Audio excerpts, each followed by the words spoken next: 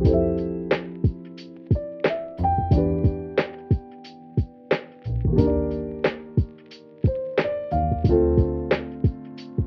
Alana, And I'm Jessie. and we are making mentions.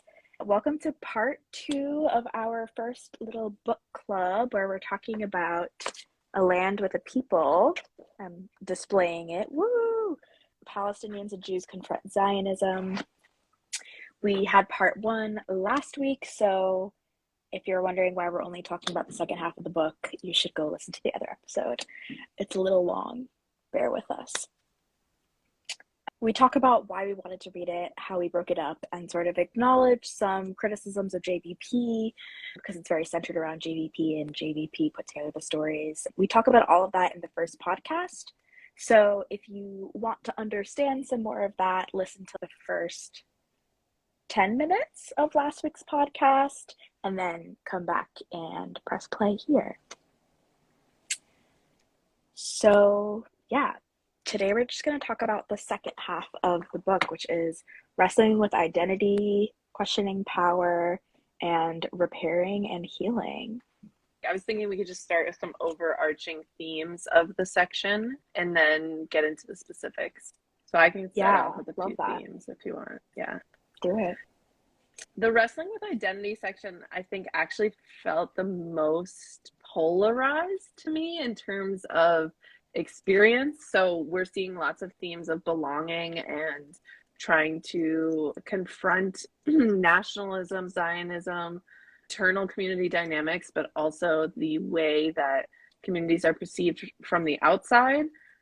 And I think this one just felt to me, generally the whole section very divided into one very similar narrative for a lot of recovering Zionists, as we call, Jewish anti-Zionists who were once Zionists, but then very distinctive, very different from like the identity that is determined for Palestinian people or the identity Palestinians hold within other societies. And I get thematically that they are connected, but to me just felt jarring, like story to story, to be like, oh wait, we're kind of talking about someone's guilt in one story about Zionism, and the other one is like someone's human rights are not recognized in another country in the next story. So it is about identity, but I think like more loosely connected, even though it is on the same topic generally for me, this section.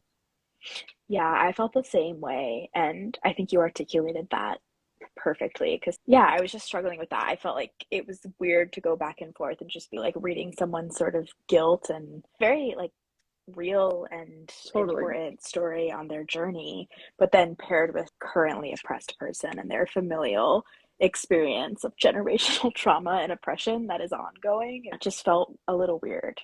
I agree. It was maybe could have been done differently. Absolutely. I have a thought too on Keenan Jaffe's story too. Do you want to start off with some of your observations? Yeah, perfect. I tried to keep mine short too. We went a little long last time. Starting with first story in that section, evolving through and out of Zionism. First of all, it just made me think about our talk with Zohar because Keenan talks about growing up in a labor Zionist camp and movement, and sort of through that movement being able to develop a critical lens that sort of eventually led them to move away from Zionism in a very similar way that Zohar talks about so eloquently and thoroughly on our episode with the Zohar Git list. So just wanted to plug that because y'all should read that if you were interested at all by the labor Zionism journey story. There was a quote that I really like, and then a weird quote on the same page though of that story. It's the last page of the story on 111, where they say, "I'm not proud of how long it took me to reach my current convictions, and it devastates me to know that justice in Israel-Palestine will be achieved only over the objections of so many Jews whose minds will change too slowly or not at all. There is no excuse for the century of colonialism and bloodshed that Zionists have enacted to further their goals." And I was like, damn, like that's powerful. That is really good. It really stood out to me and felt really relevant. But then at the end, Keenan says, "I want to offer Jews and Israelis hope that their Zionist question mark desire for safety and cultural permanence in the land of Israel can still be met precisely if they give up the oppression and exclusive control on which they currently rely. I was like, while I understand what I think this person is trying to say, which is just that like Jews lived in Palestine pre Zionism and Palestinian Jews exist and non Ashkenazic white Jews exist, great. But the way it was phrased was sort of weird. It was giving kind of two-state solution vibes. And yeah, it just felt off because the rest of the piece I thought was compelling and really great. And then it ended on a note that I was just sort of like, what?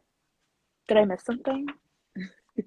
Yeah, absolutely. I agree wholeheartedly. I was gonna point out the point about Zionism and this thing that people talk about with modernity as well, that Zionism was viewed of this eventuality that it was going to succeed and it was just progress. That's what Zionism was, and it was the inevitable end, and how that has really been shattered for them. I was like, oh, yeah, I didn't even think about that side of it, that they thought Zionism won out against other ideas. But then same thing, saying I do not call myself an anti-Zionist. Although I Right. personally want nothing to do with Zionism any longer. I was like, it's not a personal, I mean, like it is personal in some ways, but it's not like saying I don't like Right. chocolate or dogs. It's like, no, this is like a system of oppression. You can't just be like, no thanks, but anyone else can enjoy it. So I know anti-Zionism is a label we've talked about before, people feel uncomfortable with, but I agree. It felt kind of like, yeah, fuck Zionism, but also like it's fine, And it you was know? so stark coming from literally the last page of the last section, which we talked about, where they're talking about how simply rejecting Zionism or being non Zionist is not enough. You have to, anti Zionism is the more, if they say, assertive and resolute term. And then literally pages later, yeah, I Yeah. also underlined that. I was like, I do not call myself an anti Zionist, which again, it sort of feels like, it feels like this is a story from someone who is still moving through their journey. I was like, you Yeah. know what? I would have said some stuff like that probably a few For years sure. ago, and I have to have grace for that. And it is really interesting to see side by side people at different places in their journey as well. Yeah, absolutely. But yeah, again, back to your point about thematically, then to have that next to a story about a Palestinian American person and their familial trauma, it Yeah. just felt kind of weird. In regards to that piece, though, the From Brooklyn to Palestine and Back, that one and the piece by Iman Rashid, The I Am the Other, Mm-hmm. I highlighted a few things in both of those. Thematically, though, just the idea that both of them made so clear how carceral Palestinian oppression is and how carceral Israeli force is. That is what I mean. But the carceral nature of how they experience it and how similar it is to the United States and the ways that Black Americans, but most non-white Americans experience carcerality and carceral force. At first I'm like, oh, that's so interesting that there's so much overlap. And then it's like, okay, this is literally by design because the US and Israel policing tactics and training and weapons. And so, of course, they feel and sound really similar in the techniques that they might be using because we're literally sharing techniques. And it was just, again, one of those things where it's like, you can't be against our system here and not see the parallels and not also be against Israeli oppression because it's like so intrinsic.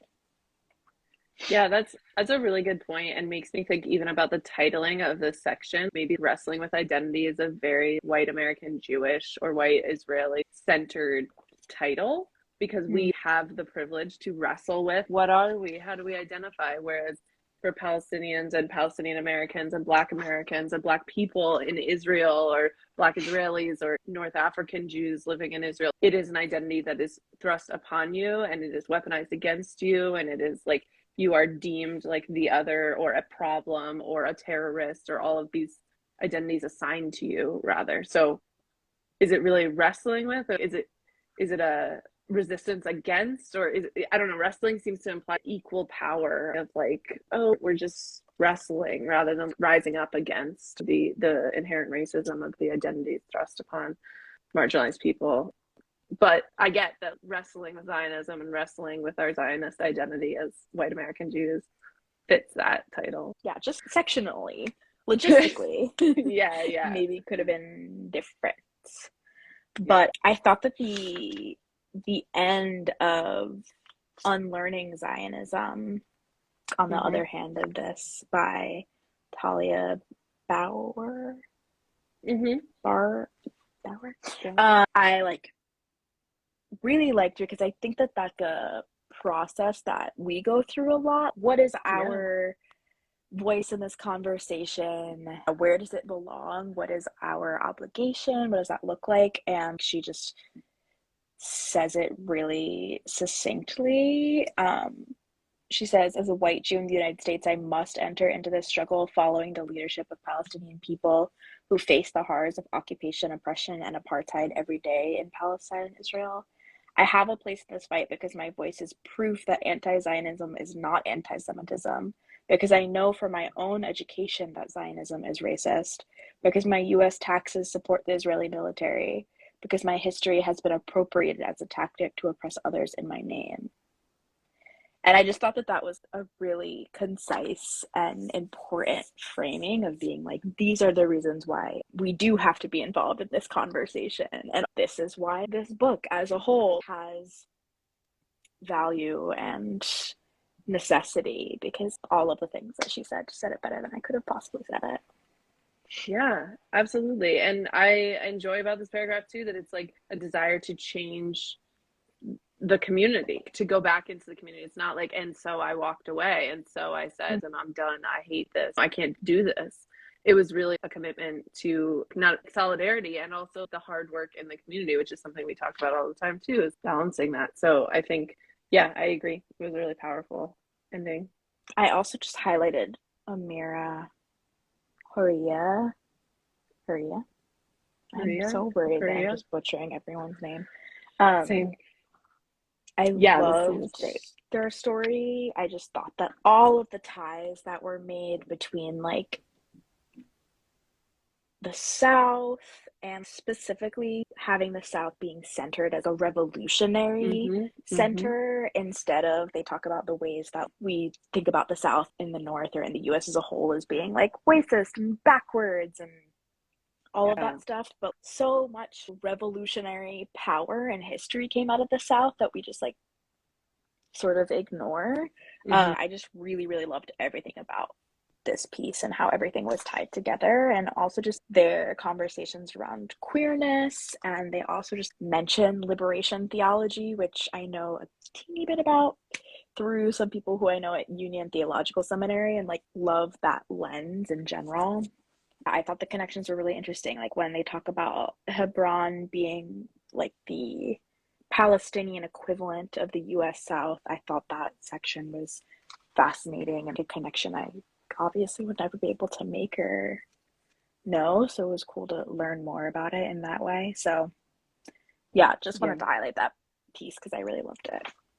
Absolutely. Same. I'm so grateful for pieces like this that talk about like the revolutionary labor centered and not white, very much not like land owning or whatever the legacy is of the South that I think of. Yeah. So it was incredible. And then the final part of the section that in the last story, the from a Zionist son to a JPP activist, Hmm. just when David talks about Hadassah, I feel like it Hmm. like pulled. They Hmm. mentioned Hadassah a few times in the book, and I feel like I haven't thought about Hadassah in so long, and I had to like rewire connections in my brain Yeah. because my bubby was super involved in Hadassah. Oh, Um, wow. and leader of her chapter and whatever. And Whoa. I knew that they were very Zionist leaning, but I didn't realize that it was literally the Women's Zionist Organization. Wow. And just thinking about the ways that she really wanted to bring my mom and me into the fold of Hadassah, and like I wasn't really interested, but just really having to go back through those generational legacies and be like, oh, this is something that was like really hugely important to her, and she passed before I ever ended up where I am on my anti-Zionist journey, and I'm just very curious what sort of conversations we would have had around that. And also, same thing with that story. It ends on sort of a note that I was like, Sort of a weird note to end a story in this section about. Yeah. I mean, I think this is a great like example that we keep talking about kind of low key that JVP is an umbrella for so many different philosophies around Zionism. And I know that it's pretty bold, a lot of the things JVP will put out as their official position, but it's always good to remember that the JVP organization is not a monolith and the opinions that are expressed are sometimes wildly different from one another. So yeah, I think going back to kind of the whiplash thing between stories, yeah, it was definitely, I agree, a weird ending. I was going to say something about the we are Palestinians after all, but just I think just for me and like my Americanness and the safety that I've had as like a white cis het woman living in largely protected communities all the time was just really jarring, the depictions of a lot of things. And I think it once again just the framing of identity of I live in a small Palestine inside a smaller Syria in a big one wide America was really kind of captured the layers and the complexity of identity in a way that some of the other stories, you know, from recovering Zionist positions, I was like, yeah, there's just a level of complexity we can't really understand having not been refugees and having not been uprooted and all of that. So I just wanted to give space for that really beautiful kind of summary of identity. Yeah. Questioning power. What sort of overarching themes stood out to you from that section? Well, I think this section definitely was, I don't want to say more focused on rising up against Zionist propaganda or not the shock value of rejecting Zionism, but it did feel that way a little bit to me. It was very heavy on the like recovering Zionist centered, this is what it means to show up and fight Zionism. Other than power dynamics as a whole, I think it was like more limited in scope. So maybe it's the opposite theme, I guess, of the last one where it was so disparate and all over the place with collecting all the different meanings of identity. This one felt very focused on how to stand up to Zionist institutions. But I don't know, maybe I'm giving too narrow of an understanding of that. Did you feel there was a different kind of theme or thread? No, I think that definitely makes sense. That did sort of, I love that you're calling it like recovering Zionists. Who's someone's term? That's someone's term. Is it Mira Stearns? I think it's Mira Stearns. I don't know. Probably. I definitely think that in a section called questioning power, I maybe would think that there would, especially like we're talking about questioning power in the context of a genocide, maybe a little misleading title wise. It also is a very short section, and all three of these are super short. I did think that a lot of the pieces in it were some of the better pieces in the book as a whole. I really liked Sagiv Galay's piece, which is like the piece that the section starts on. Just because like in general, I don't know, I just found the stories from anti-Zionist Israelis or like people who grew up in Israel who are anti-Zionist. I found those stories some of the more intriguing and helpful ones because I think that that's a really specific lens to be coming from and to be so entrenched in that oppression and genocide and then like come to an anti-Zionist understanding is just something that I think has a lot that we can learn from. And I liked that they said, while Jewish people have a responsibility to show up for Palestine, Israelis have a responsibility that surpasses religious identity. And I thought that as an Israeli from the settlement, I knew a bit more about Zionism and its manifestations than most members of the council, because the gist of this story is that this person was testifying in front of the New York City Council that was holding a public hearing on a resolution that would condemn the BDS movement and proclaim all efforts to delegitimize the state of Israel as anti-Semitic. And that resolution passed. But yeah, this person includes their whole testimony in here. And I thought that there was a lot that was like really compelling from the testimony. Mm-hmm. This person who literally lived it was just such a testament to American politics and the ways that American politics prop up Israel. But this person who literally has lived experience as a Yeah. settler, telling this committee all of these things and making this really compelling argument, and then the committee still being like, okay, well, no, because it sort of doesn't even matter what people say, because Yeah. and I think that that is the part that where questioning power comes into play. Politicians, especially American politicians, do have so much power and influence, and their decisions are also Yeah. calculated, you know? Yeah. I think that's a really good thing that you're bringing up about like the power dynamics between Israelis and American Jews when it comes to criticizing or critiquing even Zionism. It's an interesting thing that a lot of American Jews really defer to Israelis on Israel politics when it Mm-hmm. comes to right-wing stuff. But a Yeah. lot of times, right-wing Americans will have absolutely no tolerance or respect or understanding for left-wing Israelis who are critical of their government.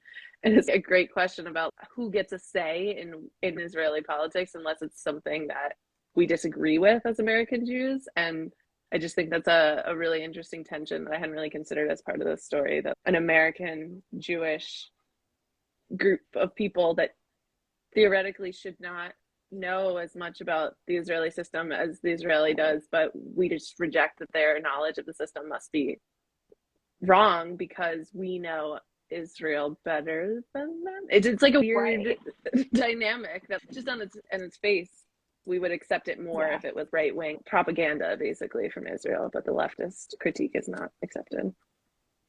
Yeah.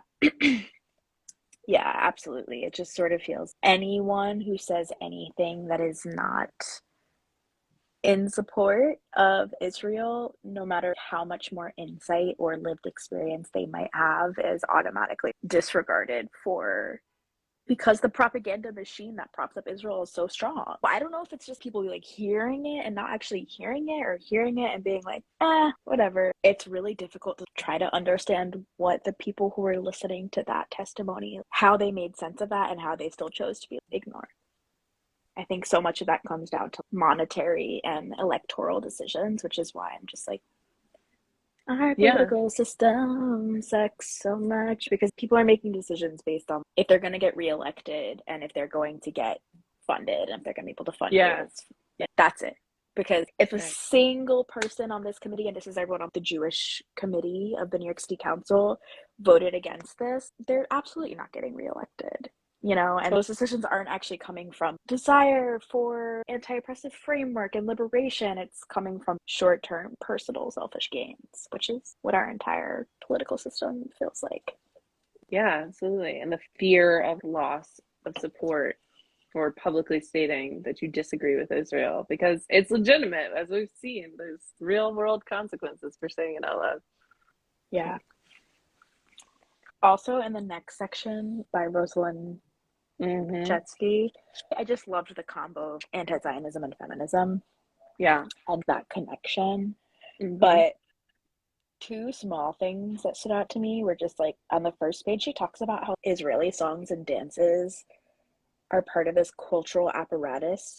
And for those of you listening, I'm quoting that was invented to promote modern Israeli nationalism and is in no way an authentic part of the age-old Jewish tradition. I read that and I was like, oh shit, that's a really, really good point, and something that I hadn't even considered before, that like literally Israeli culture, I think so often is framed as Jewish culture when actually Yeah. it's not that at all. And that's, of course, that is intentional, and that's why she says a cultural apparatus, because it promotes Israeli nationalism and makes people feel like it's this Yeah. authentic Jewish tradition when actually like it's not related to any authentic Jewish tradition. Well, I don't know if it's related to any authentic Jewish tradition, but it is not in itself specifically an Yeah. authentic Jewish tradition, which reminds me again of a whole language element where Hebrew is what is spoken in Israel and what has become associated with like Jewish language.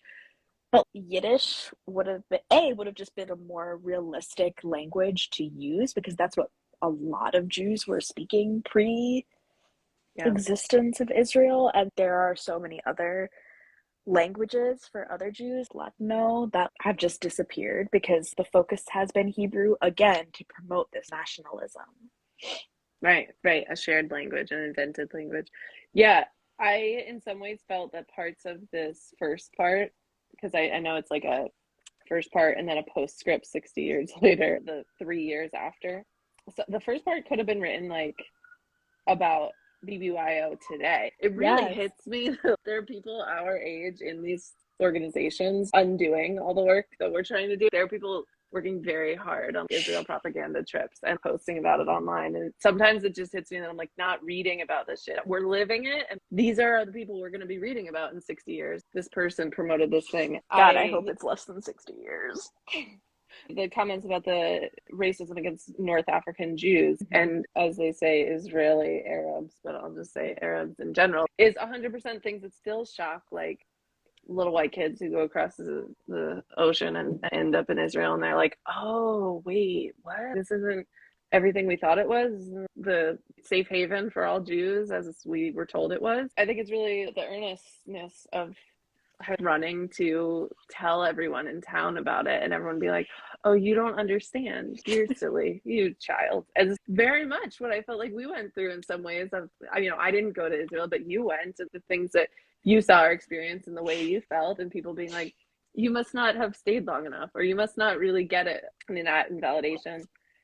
And I think another really great part, I really like the detail in the postscript about the places that Rosalind had gone, and the destruction of these Palestinian neighborhoods for the purpose of archaeological digging was like a new level of bizarre for me. I understood the JNF is literally planting trees over people's villages and homes, but I had not thought that like they're in pursuit of justification of the existence of Israel by destroying people's homes to be like, no, there's one cracked plate under here that look what's below though. Yeah, and just with frankness of being like, and there is absolutely nothing to show for it, for all this destruction. Right, Found nothing to prove it. And like I get very annoyed with this, we have to prove that this is the ancestral home of the Jews thing. Who cares? You can find Jewish shit all over the world because we are a diasporic people. Right. If we found half of an ancient temple in Greece, would that change anything? I hate that. So I thought that was really great, the way that Rosalind called it out. Yeah, what you just said is such a good point. Also, I just thought it was funny because she says in the first part of Rosalind's section, she talks about how like anti-Semitism is ancient and still exists. It demands our moral outrage, as do anti-Black and anti-Brown racism, Islamophobia, and all the hatreds based on who a person is, how they da-da-da. And I was like, we literally just said that yesterday on our Instagram. Yep. And it's just noticing now that that was written 60 years ago. We just keep screaming the same things into the void. I mean, when does it? Let me not though. I think that things are. Yeah, we have to go to our repairing and healing section. So. Yes. But yeah, no, I really liked that section. The only other thing that I noted from Questioning Power in general was, well, I guess it's going to the last stories, but in Going Home by Nadia Kader, when they say Zionism, all isms, works best when people don't understand the ideological framework behind it.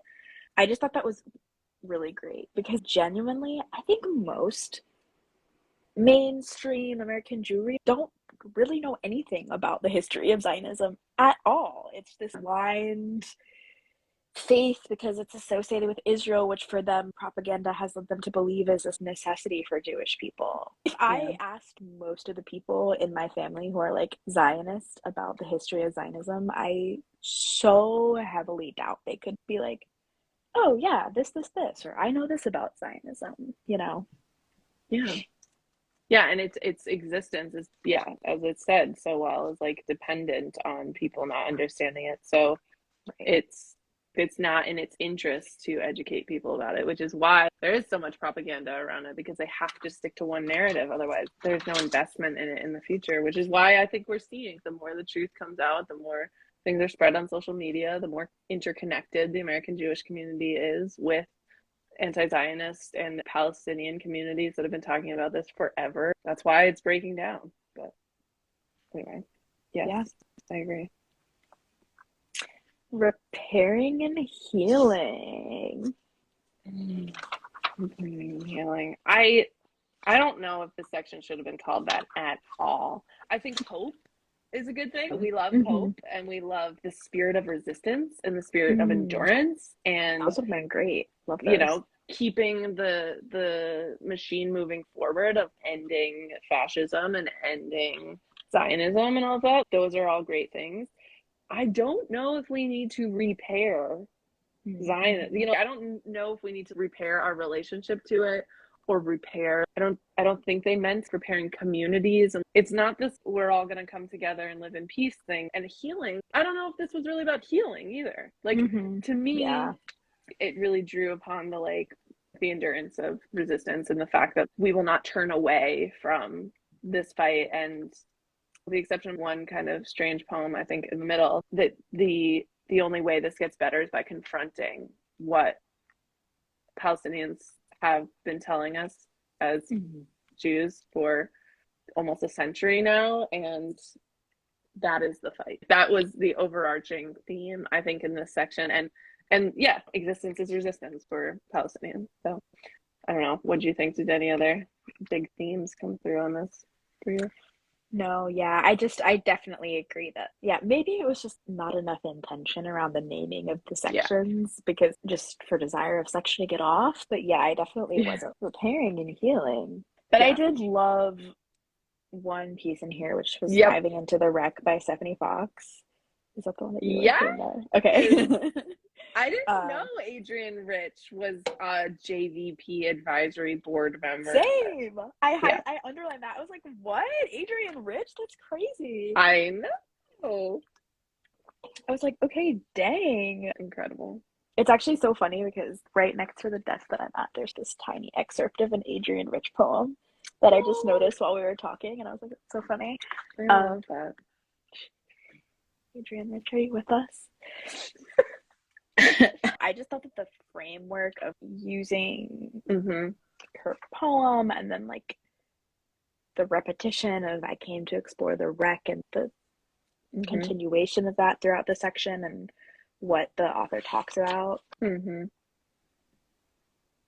was just both from a literary standpoint really well done and just a really good reflection. You have to like see the story, which just happens in another story too. You have to really see and really understand and then grapple with. And when you see, you can't unsee. She talks about clinging to a story of the wreck and failing to see the wreck itself. Yeah, once you really see what is happening, you can't unsee. And I feel like that is true of our journeys as well. Just totally. Once we actually confronted it. Yeah, I was worried at first that the wreck was implying Palestine was a wreck because of what Zionism had done to it. And I know that is one read of it too. But then reading further, being like, oh no, Zionism is the wreck. We, the metaphorical Jewish people wreck, are the wreck. You know, like, and I really appreciated that layer of everything you said. You know, not turning away from it and committed to the liberation of everybody. You know, was absolutely. And then that section ends on JVP's approach to Zionism, which, or was that in the appendix? I guess that was in the appendix. Oh, yeah. I thought that it was pretty decent, all things considered. I was like, I'm not mad at this. Also, it was written in 2019, so grown their stance since then. And like at the end, they talk about just a section that I appreciated, like, as long as Zionism has existed, so has Jewish descent to it. And then they talk about, especially as we face violent anti-Semitism fueled by white nationalism in the United States today, we choose solidarity. And again, it's crazy how that literally could have been written yesterday because we are again in this cycle of violent anti-Semitism being ever present and fueled by white nationalism and people refusing to view it as white nationalism.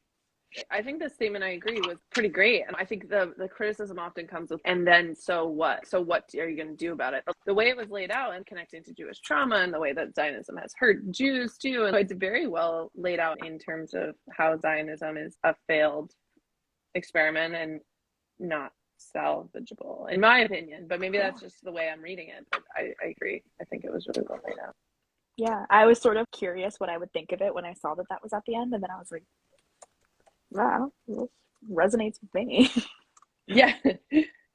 Not that I think either of us have ever been JVP haters, but like we said, like we did start this with some very valid and 100%. yeah, very valid criticism of JBP from Palestinians, and so I was just curious to see where that came up. Yeah. I just have a question. Did you have any thoughts on the Jerusalem shadow poem? I felt it was a little, we are all the same. We are all victims in some way, which maybe, once again, I am not super academic when it comes to literature and poetry. If I'm going to be so real with you, I studied that poem and I skimmed it because it really just wasn't resonating at all. And I'm not exactly sure what this is giving. And I could definitely do for a deeper dive, but no need. I just, is this like groundbreaking, or this feels kind of, we are both people on either side of the wall, you know? And I was like, all right, I don't know how I feel about that. Yeah, we were strangers in exile, a people bound in memory. I thirst for my people. I was like, is this written by a Palestinian person? Yeah. Or is it not? I mean, this is my Ashkenormativity coming into play, but Melanie K, or it's / Kantrowitz, is my prejudice showing. That's sort of what my read was. Anyway. Cool. Also, where you were in the appendices, the word did not come to me easily, the timeline of Zionism and then the history of resistance to Zionism, I think was really good, just in terms of when Zionists love to be like, okay, well, in 1967, blah, blah, blah. And you're like, wait, you know, what? Anyway, but gave a lot of good counterpoints. And of course, the glossary as well, very much needed. So. Yeah, I thought that was really comprehensive and well broken down. And I loved that they included that history of resistance as well. And the glossary was also super helpful. Because I think sometimes it's easy to read things and be like, yeah, I've heard that somewhere and I know the general gist, but it's nice to be like, okay, this is what that is. Yep, agreed. Overarching takeaways from the book? Yeah. You want to start? I see some really good ones here. I don't know if I have anything unique, but I mean, or I can start. It's okay. For me, the main things, I'm wrestling with these stories being presented together and sometimes back to back, whereas I understand the point of that, and I do think it's important. But at the same time, I wish that the Palestinian stories could just stand on their own and exist in that way without almost this need for a cushion of the non-Palestinian perspective. Totally. Yeah, every time I read one of the Palestinian stories, what is there for me to critique? You're literally telling me about your life experience of oppression and resistance. I don't want to frame it just on oppression. And so, those could have just stood on their own as a book. Yeah. Also, what I already said about the perspectives from Israeli anti-Zionists being really intriguing and helpful, just to have that perspective.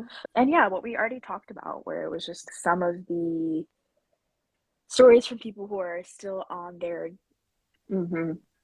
Zionist recovery journeys. Yeah. Didn't completely hit the mark, which I think is fine because everyone is on their journey, but to be in a book where we're also having Palestinian people talk about their lived experience is, I don't know, dicey for me.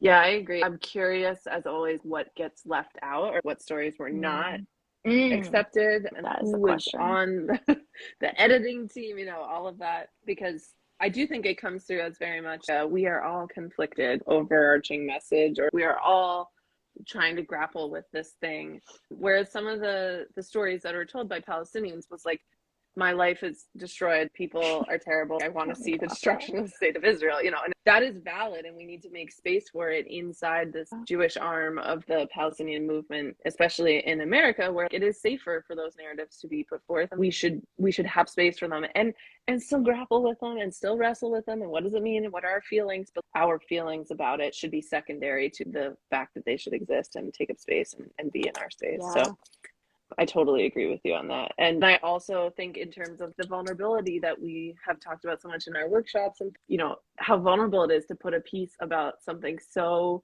divisive and polarizing in the world right now and put it out here in a book. And it's not like the internet where you can take it down whenever you want, but it's like forever now. This is people's voices. And so I agree. We want to respect that where people are in their journey and the fact that they are willing to put themselves Yeah, out there so that's a great publicly, point. which is, comes with its own risks and challenges. Oh, I think, Yeah.